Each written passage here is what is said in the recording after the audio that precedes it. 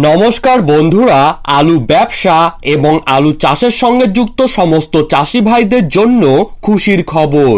এবার বাংলাদেশে প্রায় কয়েক হাজার টন আলু রপ্তানি হতে চলেছে এবং পশ্চিমবঙ্গের উত্তরবঙ্গ দিয়েই এই আলু কিন্তু পাঠানো হবে। এই খবরটি ছড়িয়ে পড়ার পর বর্তমানে কিন্তু নতুন করে পশ্চিমবঙ্গের আলুর বাজার গরম হয়ে উঠল। দক্ষিণবঙ্গ থেকে শুরু করে উত্তরবঙ্গের প্রায় প্রত্যেকটি জেলায় জেলায় প্রত্যেকটি ইউনিটগুলিতেই আলুর দাম বস্তা পিছু 30 থেকে 40 টাকা পর্যন্ত বাড়তে লক্ষ্য করা যাচ্ছে। আলু ব্যবসায়ী তথা আলু বিশেষজ্ঞদের দাবি, বর্তমানে বাংলাদেশে আলু পাঠানোকে কেন্দ্র করে আলুর দাম বেড়ে গিয়েছে এবং অপরদিকে সামনেই রয়েছে দুর্গাপুজো, কালী পুজো, ভাইফোঁটা এবং ছট পূজা।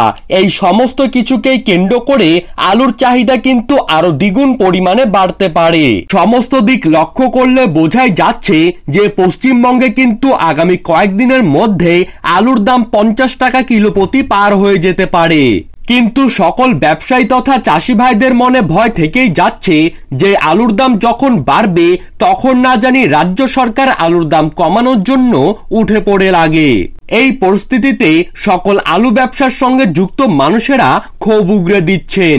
তাদের দাবি, বর্তমানে কিন্তু চাল থেকে শুরু করে ভোজ্য তেল এবং দৈনন্দিন জীবনে প্রয়োজনীয় প্রায় সমস্ত রকম জিনিসের দাম কিন্তু ঊর্ধ্বমুখী রয়েছে।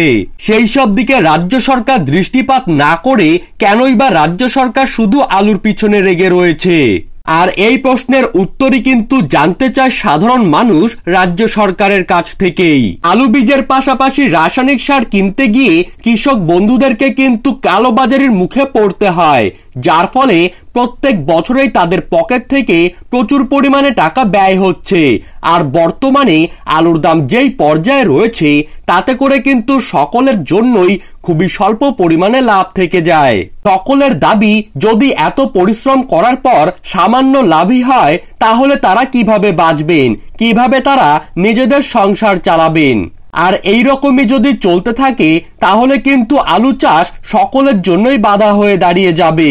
আলু চাষিদের বক্তব্য, রাজ্য সরকার যাতে তাদের সহযোগিতা করে এবং আলু বীজ ও রাসায়নিক সার নিয়ে যাতে কালোবাজারি না হয় তার দিকেই কিন্তু লক্ষ্য রাখতে বলছেন সকলেই।